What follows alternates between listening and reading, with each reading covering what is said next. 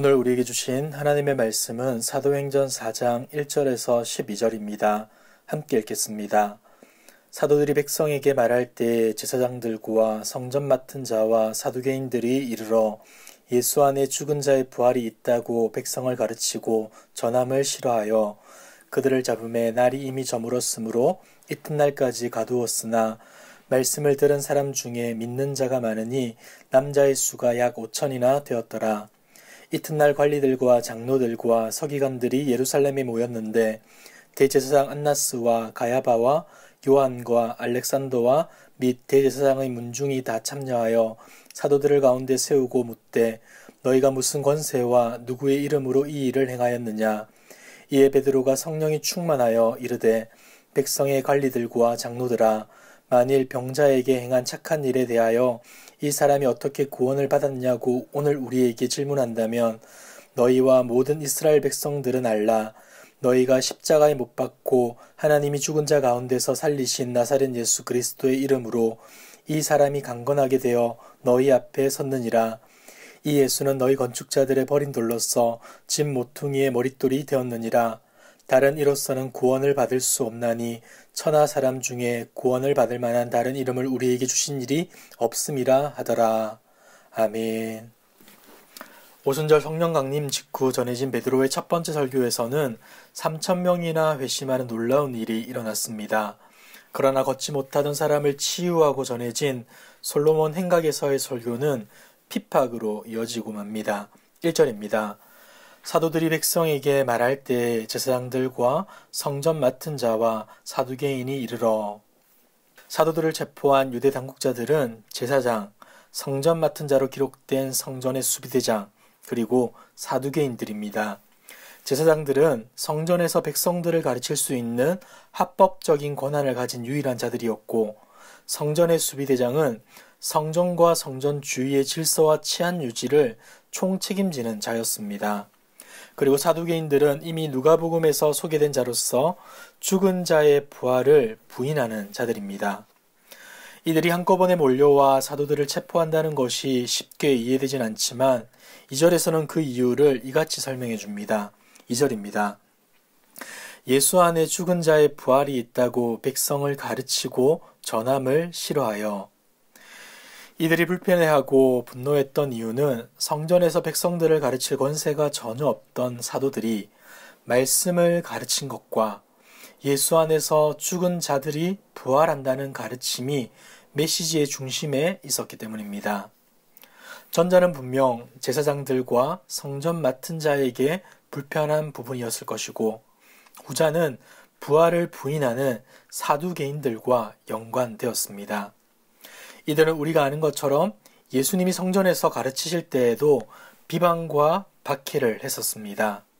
왜냐하면 자신의 기득권을 지키기 위함이었죠. 그리고 이 같은 사실은 사도들도 잘 알고 있었습니다. 그러나 그럼에도 사도들은 주저하지 않고 담대하게 예수 그리스도의 십자가와 부활을 선포했던 것이죠. 이전에는 이들의 위협 앞에 도망하기에 급급했지만 이제는 그들을 개의치 않습니다. 그러자 유대 당국자들은 동일한 방식으로 사도들을 위협하기 시작합니다. 3절입니다. 그들을 잡음에 날이 이미 저물었으므로 이튿날까지 가두었으나. 사도들의 행동을 못마땅하게 여긴 이들은 결국 사도들을 체포하고 감금합니다. 어떻게 해서라도 사도들의 영향력을 없애보려는 그들의 시도인 것이죠. 하지만 4절에서는 그들의 박해와 방해가 있음에도 불구하고 백성들이 변화되었음을 알려줍니다. 4절입니다. 말씀을 들은 사람 중에 믿는 자가 많으니 남자의 수가 약 5천이나 되었더라. 사도들을 체포하고 감금해 아무것도 못하게 했지만 복음의 능력을 막을 수는 없었습니다. 사도들이 감금되는 그때에도 생명의 복음은 백성들의 마음에 뿌리를 내려 변화와 회심의 역사로 나타났던 것이죠. 5절과 6절입니다. 이튿날 관리들과 장로들과 서기관들이 예루살렘에 모였는데 대제사장 안나스와 가야바와 요한과 알렉산더와 및 대제사장의 문중이 다 참여하여 사도들을 가둔 이들은 이튿날 신문을 시작합니다. 신문에 참여하는 이들의 정체는 사내들인 공회원들입니다. 이들은 유대교 최고 의결국으로서 예수님을 처형하기 위해 모였던 자들이기도 합니다. 그들은 지금 예수님처럼 사도들도 제거하고자 모여서 신문을 시작하는 것이죠. 7절에 보면 이렇게 질문합니다. 사도들을 가운데 세우고 묻되 너희가 무슨 권세와 누구의 이름으로 이 일을 행하였느냐? 그들의 질문의 핵심은 이겁니다. 무슨 권세와 누구의 이름을 가지고 기적을 행하였느냐? 그들에게 병자가 고침받았다는 사실보다 이 문제가 더 중요했습니다. 그리고 이 질문은 예수님을 궁지에 빠뜨리기 위한 질문과 매우 유사한 것으로 사도들이 행한 능력의 수단과 방법을 사단에 의한 것으로 몰아가거나 혹 예수님의 이름으로 능력을 행한 것이라면 이단자로 정죄된 자의 가르침을 퍼뜨린 것으로 몰아서 정죄하고자 한 것입니다. 이들의 질문에는 악으로 가득 차 있습니다. 이에 베드로는 이와 같이 답합니다. 8절입니다. 이에 베드로가 성령이 충만하여 이르되 백성의 관리들과 장로들아. 베드로는 성령 충만한 상태로 답변을 시작하는데 9절 이하를 보시면 자칫 잘못 답변했다가는 죽을 수도 있는 이 상황에서 담대하게 답을 이어갑니다. 베드로의 이 같은 모습은 그야말로 놀라운 모습입니다. 그는 서슬이 시퍼런 사내들인에서도 전혀 위축되지 않고 자신들이 행한 일을 착한 일이라고 단언하고 병자가 구원받은 것은 십자가에 죽으셨으나 하나님이 다시 살리신 나사렛 예수 그리스도의 이름으로 그렇게 된 것이라 선포합니다. 그리고 시편 118편 22절을 인용하여서 예수님이 너희의 건축자들의 버린 돌로서 집 모퉁이의 머릿돌이 되셨다고 비유로 설명합니다. 다시 말해서 그들이 메시아를 배척하고 버렸지만 하나님은 그를 죽은 자 가운데서 일으키셨음을 은유적으로 말해 준 것이죠. 그리고 나서 12절에서 이렇게 못 박아 말씀합니다. 다른 이로서는 구원을 받을 수 없나니 천하 사람 중에 구원을 받을 만한 다른 이름을 우리에게 주신 일이 없음이라 하였더라. 아멘. 오늘의 본문을 정리하며 두 가지를 한번 생각해 보았으면 좋겠습니다. 첫 번째, 우리는 갇힐 수 있겠지만 복음은 갇히지 않는다는 사실입니다. 사도들은 성령의 충만한 가운데 담대히 복음을 선포하였고 치유와 회심의 역사 또한 경험했습니다. 실로 놀라운 일들이 연속적으로 일어난 것이죠. 어쩌면 이런 일들로 우리의 삶이 가득 차면 얼마나 좋을까 하는 생각이 들기도 합니다.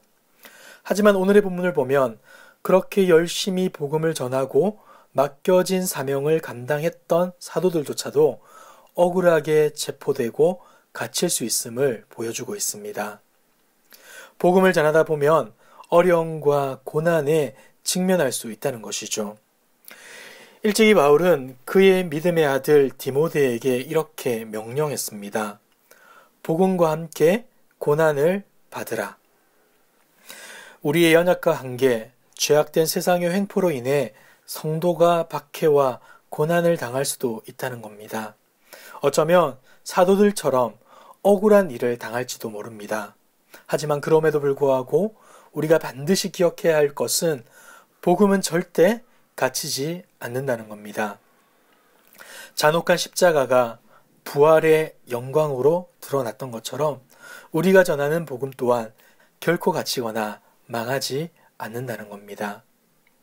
우리의 눈으로 보기에 멈춘 듯 보일지라도 실상은 그렇지 않습니다.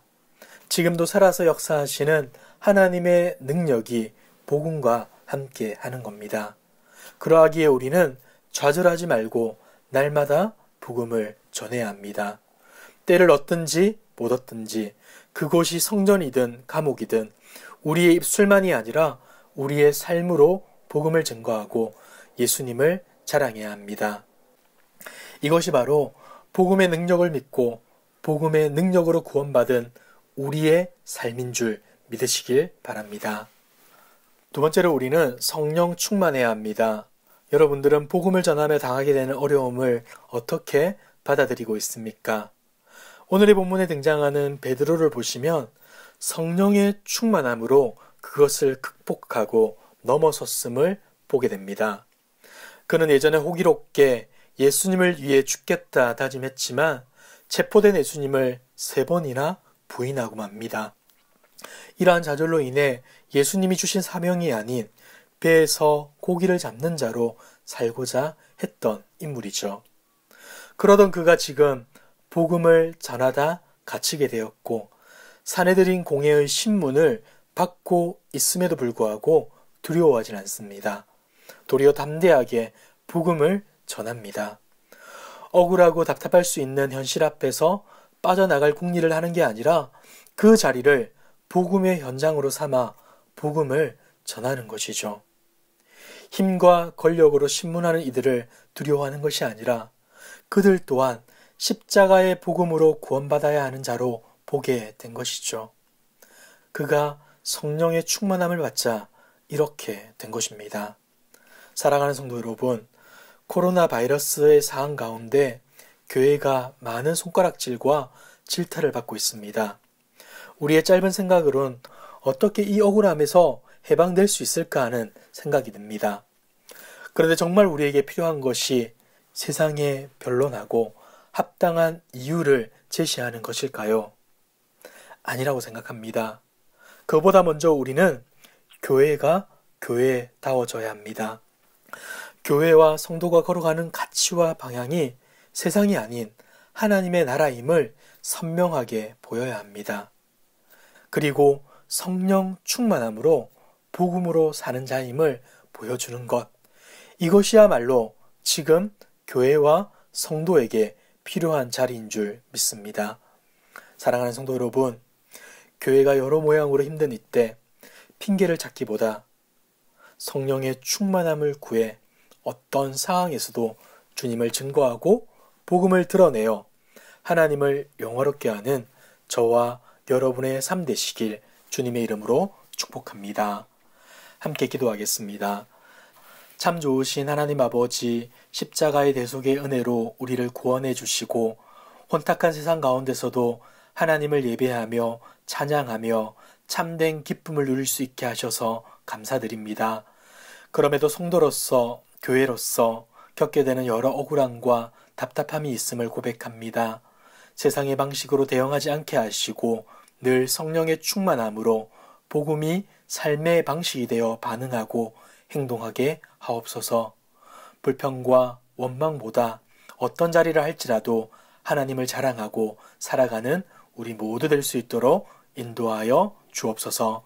이 모든 말씀 예수님의 이름으로 기도드리옵나이다. 아멘. 이 시간 주신 말씀을 붙들고 기도하시고 주간 기도 제목을 따라서 훈련과 교육을 위해 기도하겠습니다. 모든 훈련을 통해 예수님 닮은 온전한 제자들로 세워질 수 있도록 주일학교와 청년들이 부흥하도록 담임 목사님과 모든 말씀 사역자들, 주일학교 선생님들이 맡겨진 사명을 잘 감당하도록 함께 기도하겠습니다. 그리고 코로나19 공동기도문으로 함께 기도하겠습니다. 기도하겠습니다.